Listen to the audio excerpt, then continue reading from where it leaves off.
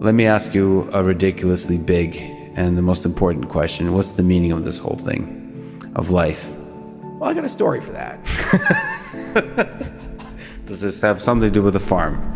Well, no. It's from Japan. I used to live in Japan. I live in Osaka, next to Namba. Beautiful area. It's like, if you're going to live anywhere in Japan, live in Osaka. You live anywhere in Osaka, live next to the restaurant district. At 4 o'clock in the morning, you can get good ramen.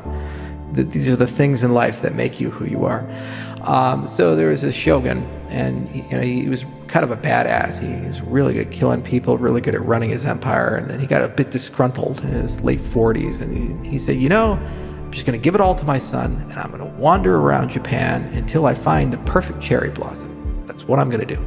Everybody thought he went crazy. He said, no, that's what I'm going to do. And he took his whole entourage with him, and so his son is now the shogun, and then he's just wandering throughout Japan and having all these incredible, crazy adventures as he's wandering throughout Japan. Fighting bandits and loving beautiful women and so forth. And then 30 years later, he's passing these 2 geisha gals, and one of them turns around and they notice him slumped over next to a cherry tree. And so she goes over to try to rouse him, and he's dead. And in his hands is a wilted cherry blossom. It's a very Japanese story, right? The point is that it's not the actual blossom finding the perfection that matters. It's the things you do on a day-to-day basis, the places you go, the people you meet, the experiences you have, and the joy you take in the things that you do here in the moment now. You have to get there. If you look at Jiro Dreams of Sushi, there's this guy, 70 years of his life, making the same damn piece of sushi again and again and again. He's the happiest guy around. Albert Camus in his story of Sisyphus.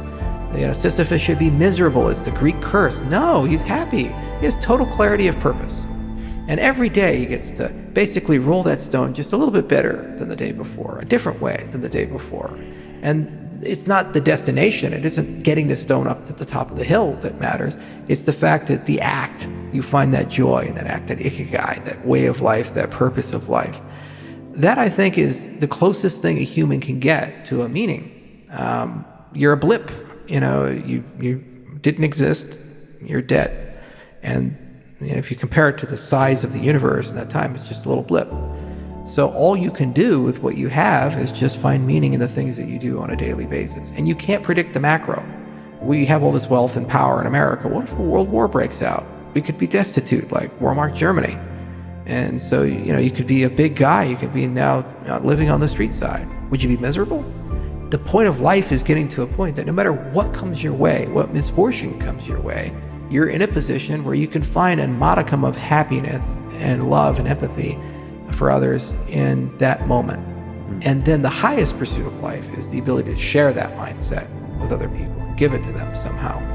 And that's really hard, because everybody comes in, they're always Eeyore, doom and gloom and cynical, but this and that, and reputation this and that. You have to somehow transcend all of it and say, that doesn't matter. Look at the cherry blossoms. Aren't they beautiful today? And let's find a better one tomorrow.